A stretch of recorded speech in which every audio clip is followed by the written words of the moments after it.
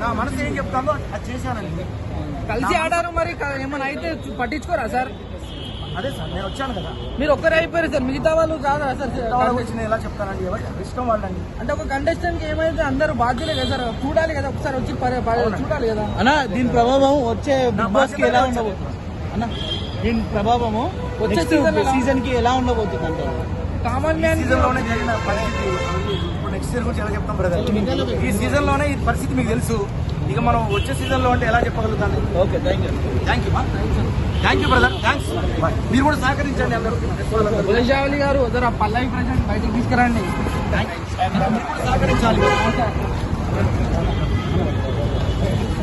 అయితే ఇప్పుడు చూస్తే మరి ప్రశాంత్ ని లోపల వేసి దాదాపు చాలా సేపు అయింది. మరి ఇప్పుడు లీగల్ గా మీరు సపోర్ట్ చేయబోతున్నారు ఆయనకి, ఎట్లా అన్నట్టు?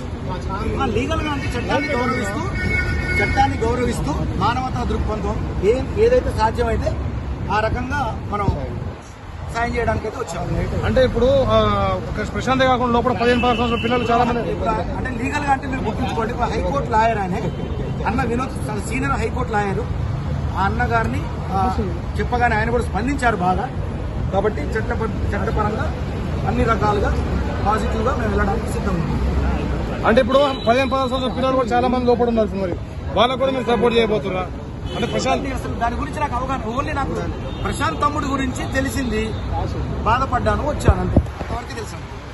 ఒక మానవతా దృక్పథంతో నేను కళాకారుడిగా నా బాధ్యతగా నేను లోపల అతనికి ప్రోత్సహించాను. ఏది అక్కడ ఆ బిగ్ బాస్ విషయానికి వచ్చి నా కళ పరంగా అతను నా కళను పంచాను. సో బయట ఇలా జరిగేసరికి నేను స్పందిస్తున్నా. ఇప్పుడు నేను బయట ఎలా ఉంటానో లోపల అలాగే ఉన్నాను, మళ్ళీ బయట కూడా అదే భావన, ఆ భావనతోనే వచ్చాను. అంటే ఇప్పుడు ఆఖరి దాకా మరి సపోర్ట్ నిలబడతా అంటారా? నిలబడతామండి, ఉంటాం కదా, ఉండాలి కదా, ఉండాలి.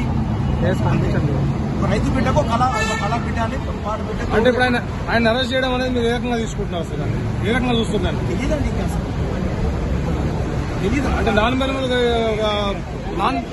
సెక్షన్ కదా ఆయన కేసు బుక్ చేసిన అంటారు, మరి అసలు అది కూడా అంటుంటే విన్నాను తప్ప నాకు తెలియదు. Thank you.